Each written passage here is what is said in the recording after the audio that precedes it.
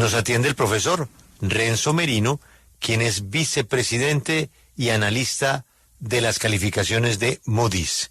Es el responsable de la calificación soberana de Colombia, Alberto. ¡Qué susto!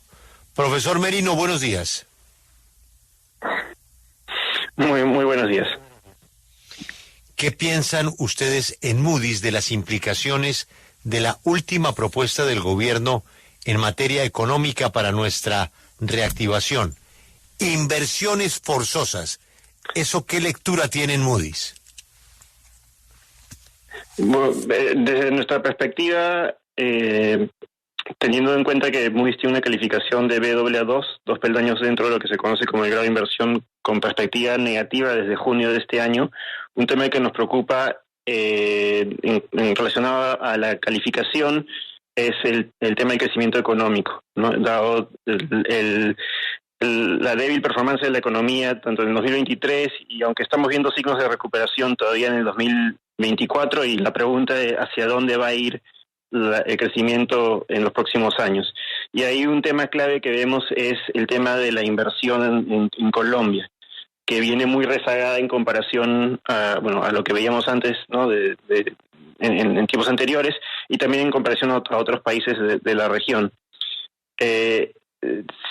En cuanto al específico, ¿no? de esta posible medida de las inversiones forzosas, vamos a tener que ver qué implica eso, porque creemos que hay dos posibles consecuencias. Una es que sea una medida que siga afectando el tema de la confianza de los inversionistas, que creemos que ha sido un factor muy importante en cómo se ha comportado la inversión en el país, sobre todo por parte de los inversionistas locales, los colombianos, en los últimos 2 años. Y también otro tema que sería importante sería ver si es que este tipo de medidas podrían crear ciertas distorsiones en el sistema financiero, afectando las tasas de crédito que podrían acceder los inversionistas, y a la vez no tener consecuencias que al final podrían ser hasta negativas en el más largo plazo. Señor Merino, en materia de inversiones en un país o de propuestas para reactivación económica, la palabra mágica, dicen ustedes los expertos, es confianza. ¿Por qué razón usted cree que Colombia ha generado desconfianza? Lo que hemos visto en Colombia en los últimos tiempos es que se ha generado mayor incertidumbre sobre posibles cambios a temas regulatorios, al rol del Estado dentro del modelo económico, a la participación del sector privado en ciertas actividades o sectores claves en la economía colombiana, por ejemplo, el sector salud, o también el sector energético. Y bueno, también hay ciertos temas relacionados a la discusión de reformas que podrían ser muy importantes para la economía en el más largo plazo, que se han venido dando en los últimos 2 años, ¿no? Y eso pues genera incertidumbre sobre posibles cambios al modelo, y eso va a afectar cómo los inversionistas llevan a cabo sus decisiones. Y es que, señor Renzo, ustedes más que nadie han dicho en varias ocasiones que cualquier afirmación que se haga desde el gobierno nacional, cualquier propuesta, pues tiene un impacto para los inversionistas internacionales. Por eso quiero preguntarle por eso último que usted acaba de mencionar de las reformas, porque ya el gobierno nacional ha planteado hacer una nueva reforma tributaria, porque pues el recaudo se nos cayó, no tenemos cómo financiar el presupuesto del otro año. ¿Eso ustedes cómo lo analizan? Creo que va a ser importante, muy importante, conocer los detalles de cualquier posible nueva medida tributaria. Hay que recalcar de que cuando el sistema tributario, las condiciones, ¿no? de los impuestos en los países cambia sustancialmente, sobre todo aquellos que afectan directamente a las compañías, hace que la planificación a mediano y largo plazo también se vuelva más complicada. Entonces es un tema que obviamente afecta la decisión de los inversionistas. Más allá de eso, también a nosotros nos nos lleva a considerar otro tema que nosotros venimos monitoreando muy de cerca, que es el comportamiento de las cuentas fiscales en Colombia y lo que esto implica para las métricas de deuda del gobierno.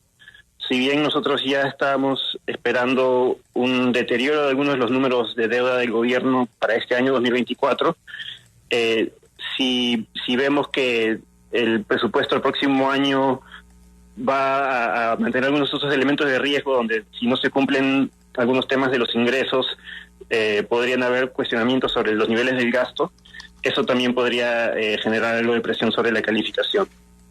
Señor Merino, el ruido de los escándalos de corrupción que según la propia Fiscalía General de la Nación pues tocan al máximo responsable de las finanzas del país, al señor ministro de Hacienda, ¿de alguna forma tiene un impacto en la calificación de Colombia? ¿Es algo que las calificadores de riesgo analizan?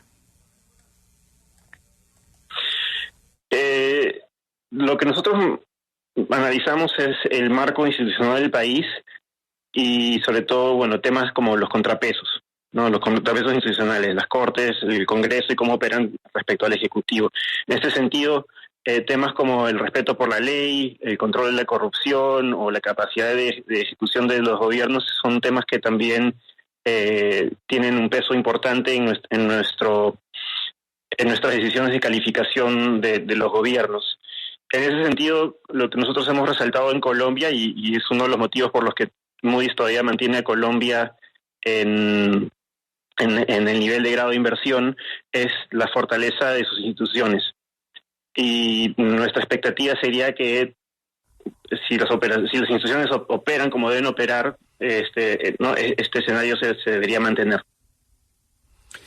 Quiero abrir un poco el plano, entendiendo que usted está hablando específicamente de Colombia, pero si pensáramos a nivel regional, ¿cómo están las calificaciones en la región, en los diferentes países, y cómo estaría Colombia en relación con ese panorama? Como mencionaba, actualmente nosotros tenemos una calificación de Baa2 para Colombia, 2 peldaños dentro del grado de inversión. Al mismo nivel tenemos a México. Un nivel por encima, en el Baa1, tenemos a países como Uruguay y Perú, aunque en el caso de Perú, por ejemplo, tenemos una perspectiva negativa ya desde algún tiempo, resaltando cómo los riesgos políticos pueden pesar sobre temas de crecimiento económico y también temas de manejo fiscal. Y luego, un nivel por debajo de Colombia, tenemos en el Baa3, lo que es la cúspide del grado de inversión, tenemos a Panamá. Aquí hemos hablado pues de varios de las propuestas, de los proyectos que tiene el gobierno nacional, pero mire, ustedes también han dicho que el espacio fiscal que tiene el gobierno para esa reactivación económica que está esperando, pues es muy limitado. ¿Qué podría cambiar el gobierno? ¿Ustedes cómo lo analizan? Pues para que sigamos manteniendo el grado de inversión, pero también para reactivar la economía sin romper la regla fiscal. En cuanto a los comentarios que hicimos sobre lo que implica este espacio fiscal limitado, hay dos temas importantes que afectan actualmente las cuentas fiscales en Colombia. Uno es el tema de los subsidios a los combustibles que se mantuvieron en los últimos años y que han implicado un déficit en el Fondo de Estabilización de Precios de los Combustibles, y que el gobierno actual ha venido, se puede decir, limpiando, ¿no? Ha venido ajustando los precios para ir reduciendo ese déficit, pero es algo que ha tenido un costo importante en los últimos 2 años y va a seguir pesando sobre las cuentas fiscales por lo menos hasta el 2025. Otro tema que también ha sido muy importante es el aumento en la carga de los intereses que debe pagar el gobierno respecto a su deuda. Esto en parte por los cambios en la política monetaria para afrontar el choque inflacionario, pero también vemos que por el lado del mercado financiero, ¿no? Ha habido una afectación sobre la percepción de riesgo de los inversionistas, que ha conllevado un aumento en los costos de financiamiento para el gobierno, tanto domésticos como externos. Y esto a la vez implica que el gobierno ahora debe abocar más de sus ingresos, por ejemplo, para servir su deuda. Más allá de eso, lo que hemos visto en cuanto a los presupuestos que ha presentado el gobierno actual, vemos que ha habido un aumento importante en algunos gastos operativos del gobierno, sobre todo relacionados a temas de gasto social, y que, bueno, dadas estas otras limitaciones por el tema del FPEC y el mayor costo de los intereses, conlleva que el déficit se mantenga a niveles altos, ¿no? Y eso aumenta el riesgo de que si los ingresos no se comportan como se esperan, cabe la posibilidad de que se incumpla con las metas de la regla fiscal y que las métricas de deuda del gobierno empeoren. Sí, señor Marino, hay una carga o costo del que se ha venido hablando y que quiero preguntarle cómo la ven ustedes, y es el impacto del cambio climático. El gobierno de Gustavo Petro, frente a esto, ha insistido en su propuesta de deuda por acción climática. ¿Cómo ven ustedes esta opción? Tendríamos que ver medidas más concretas, ¿no? Esto es un tema que algunos países ya han venido explorando, por ejemplo, comprometer ciertos ahorros que se pueden dar por estos tipos de operaciones de deuda para apoyar ciertas políticas ambientales, ¿no? Para proteger manglares o reservas marinas, etcétera.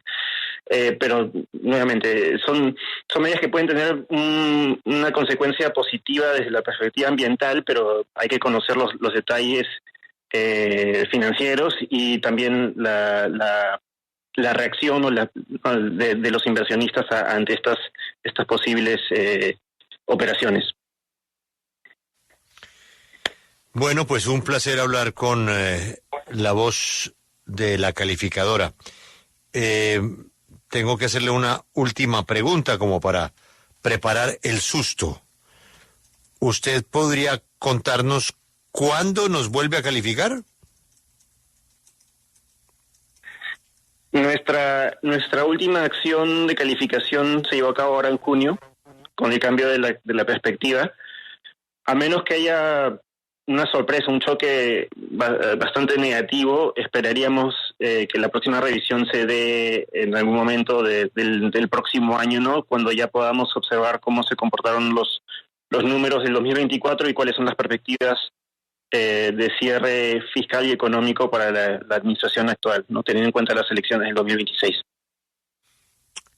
Él es Renzo Merino, el responsable de la calificación soberana de Colombia y vicepresidente de la firma Moody's.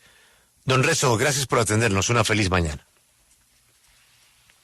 Muchas gracias.